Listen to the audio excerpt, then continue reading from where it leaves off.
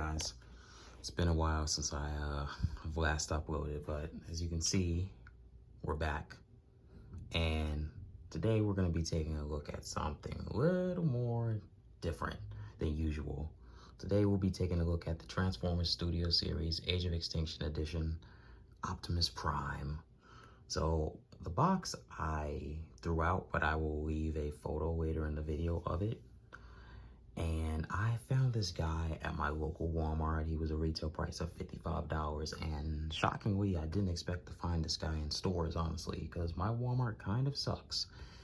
But as you can see here, he's all posed with his accessories and stuff, even though there's like 2 other accessories, but we'll get into that in a moment. So we're back, and I'm gonna make another video explaining why I haven't been uploading much, but let's just get on with the review. He comes with a total of 4 accessories, those being his sword, of course the one that he pulled out of that rock in that ship in the 4th movie, this little peg thing, which I'll explain what that does in a little bit, his shield, which lacks a lot of paint, but it is what it is, and this little blade. And then you also have your instruction manual as well. So quickly, I'll demonstrate what this little piece does.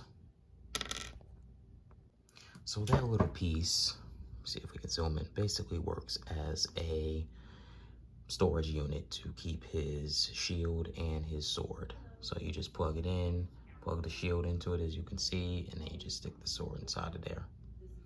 Pretty nice usage of it, honestly. So Optimus Prime can just stand like this and have his sword behind him.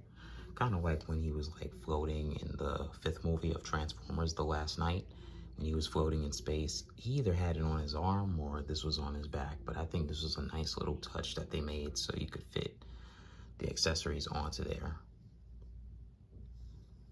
So we'll get into this one in a moment, and then we'll talk about the articulation and posability and details. So this little blade just tabs into a little tab that's in the side right there. You have to move his arm in, his hand inward though to get it in there. I think it's the same thing on this hand as well. But this is like the little blade I believe they tried to kill Bumblebee with in the, either in the 5th movie, or this was the little battle blade he had before he got the sword and shield at the end of the 4th film. So pretty much it lacks a lot of paint, but it's fine. At least he does come with this little accessory, because Optimus Prime does have blades in the actual movie. So now we'll talk about the articulation in detail. There are many different awesome poses that you could get this guy into. I'm gonna post some photos in a moment, but I will say this much though. He does have the basic points of articulation. He does have a tiny bit of an ab crunch, sort of, kind of, but he doesn't have any like waist rotation because of the way the figure is built. But my gripe with this figure, if I had to have one honestly, is he does lack a lot of paint. But at the same time, they did get the basic details on him correct, you know? And one thing I do like is like, okay, the original figure from like 2015 or 2017, it had the smokestacks on the back. But here, they tuck them into his legs, which I thought was kind of interesting to kind of clean this up here. Although he still has this, which you could just close that.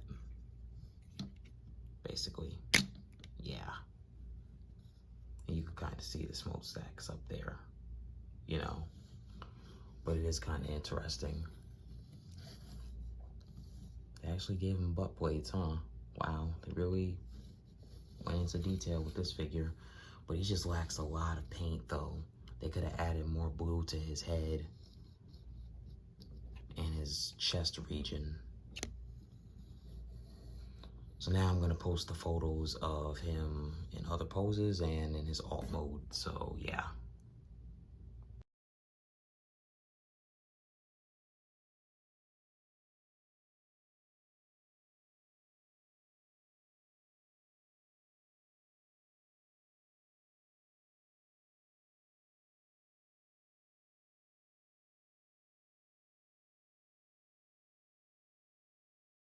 Just a little quick size comparison. Obviously, he towers over Soundwave from Transformers 3.